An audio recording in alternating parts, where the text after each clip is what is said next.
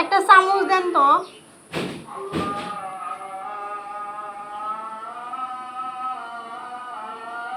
আম্মা একটা চামচ দেন। না লেনি, নিয়ে যায়নি, একটা চামচ দেন।